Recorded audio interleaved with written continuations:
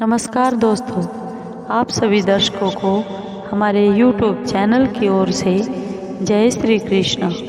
दोस्तों, कैसे हैं आप? उम्मीद है आप सब अच्छे होंगे।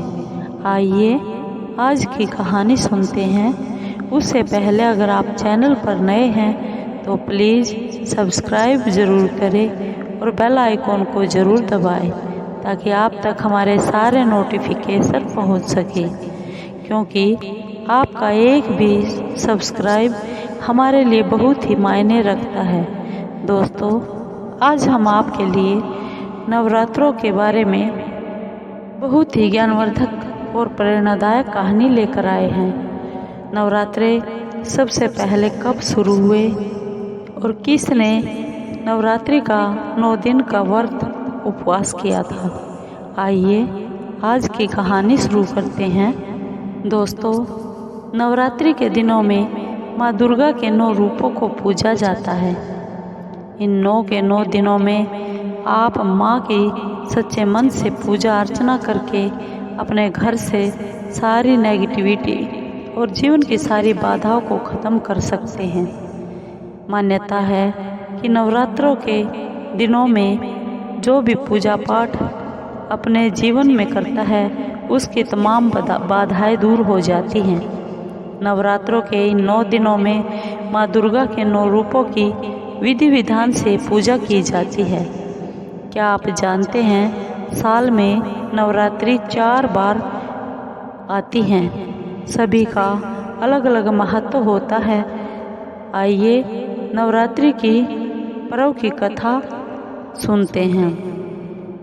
हिंदू धर्म में मान्यता है कि एक साल में 4 बार नवरात्रि होती हैं, जिनमें से 2 गुप्त नवरात्रे होते हैं। माघ और आषाढ़ माह में पड़ने वाली नवरात्रि गुप्त नवरात्रि होती है और 2 नवरात्रि चैत्र नवरात्रि और शारदीय नवरात्रि जो मनाई जाती है। इन दोनों उत्सवों को बहुत ही संख्या में लोग मनाते हैं, व्रत उपवास करते हैं और बहुत से धार्मिक और सामाजिक आयोजन भी किए जाते हैं। इन दोनों में से शारदीय और नवरात्रि के मौके पर पूरे देश में उत्सव होता है। गुजरात और महाराष्ट्र में तो इन नवरात्रियों में डांडिया भी होता है। गुजरात में लोक मान्यता भी है कि डांडिया करने से माता रानी प्रसन्न होती है और इसको व्रत रखने और जगराते करने की भी देश में परंपरा है। मान्यता है कि इस दौरान जो माता रानी का जगराता करता है, इन 9 दिनों में माता रानी धरती पर आती है और अपने भक्तों के साथ इस धराधाम पर वास करती है। इन 9 दिनों में वह भक्तों की हर मनोकामना पूर्ण करती है और उन्हें आशीर्वाद देते हैं। अब सवाल यह उठता है कि नवरात्रि का व्रत कब और किसने किया?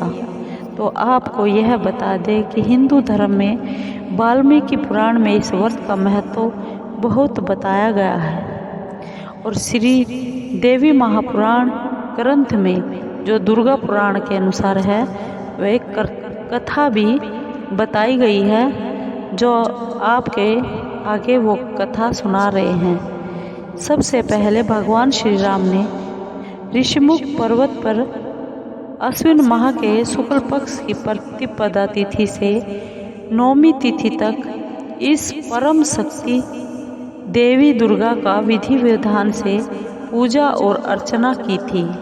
इसके बाद 10वीं तिथि के दिन उन्होंने किष्किंधा पर्वत से लंका नगरी जाकर राक्षस रावण का वध किया था। इस पूजा के दौरान भगवान श्री राम ने माता देवी से बल की प्राप्ति और शत्रु पर विजय पाने की पूर्ति से आशीर्वाद लिया था। यह बात त्रेता युग की है। इस प्रकार नवरात्रि का सबसे पहले व्रत भगवान श्री राम ने शुरू किया था। माता रानी की यह कथा पुराण में है। एक बार बृहस्पति जी और ब्रह्मा जी के बीच चर्चा हो रही थी। इस दौरान बृहस्पति जी ने ब्रह्मा जी से नवरात्रि उपवास के महत्व और फल के बारे में पूछा।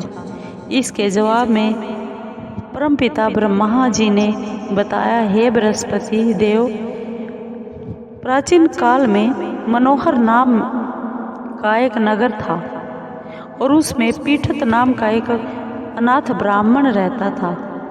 पीठत माँ दुर्गा का एक सच्चा भगत था। उसके घर सुमति नाम की एक कन्या ने जन्म ले रखा था। पीठत हर दिन माँ दुर्गा की पूजा करके हवन यज्ञ किया करता था।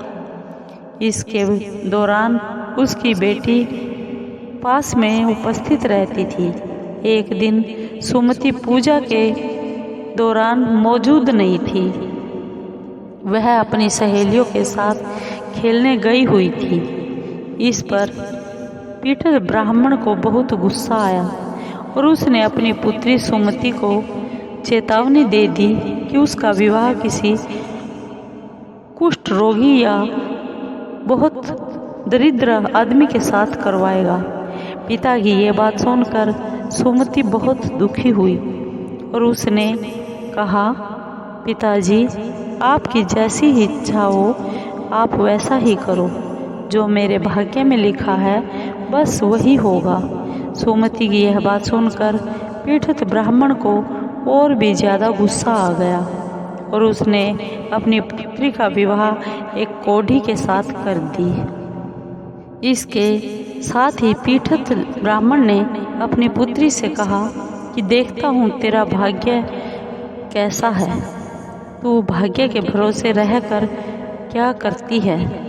इसके बाद सुमति अपने पति के साथ जंगल में चली गई। उसकी दयनीय दशा को देखकर माँ देवी भगवती प्रकट हो गई और बोली कि मैं तुम्हारे पिछले जन्मों के कर्मों से बहुत प्रसन्न हूँ, इसलिए हे बेटी, जो भी वरदान तुझे चाहिए मांग लो। इस पर सुमति ने माँ भगवती देवी से पूछा कि उसने पूर्व जन्म में ऐसा क्या किया है।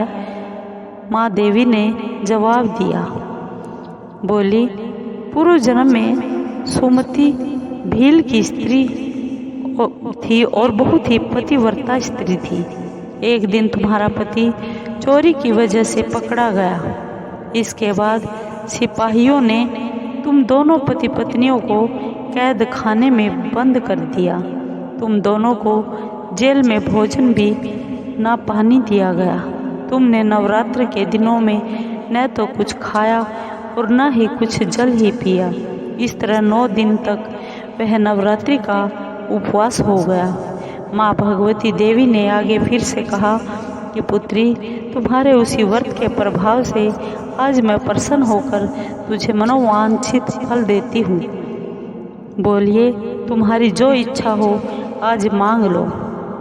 इसके बाद सुमति ने माँ भगवती देवी से कहा, हे माता, मैं आपको प्रणाम करती हूँ। आपसे मैं विनती करती हूँ, प्रार्थना करती हूँ कि मेरे पति का कोढ़ दूर कर दीजिए। माता देवी ने सुमति की इस मनोकामना को पूर्ण कर दिया। इसके बाद सुमति ने माँ भगवती की बहुत आराधना की। माँ भगवती प्रसन्न होकर बोली, तुम्हें उदालक नामक अति बुद्धिमान, धनवान, कीर्तिवान और जितेंद्रिय पुत्र होगा। इसके बाद माँ भगवती इस पर बोली कि जो भी भक्त मेरा चैत्र या आश्विन मास के शुक्ल पक्ष की प्रतिपदा तिथि से 9 दिन तक का व्रत रखेगा और घट की स्थापना करेगा, विधि अनुसार पूजा भी करेगा, उस पर मेरी अनुकंपा बनी रहेगी और वह जीवन में कभी भी दुखी नहीं होगा। इस प्रकार माँ देवी सुमति को वरदान देकर, आशीर्वाद देकर अंतर्ध्यान हो गई।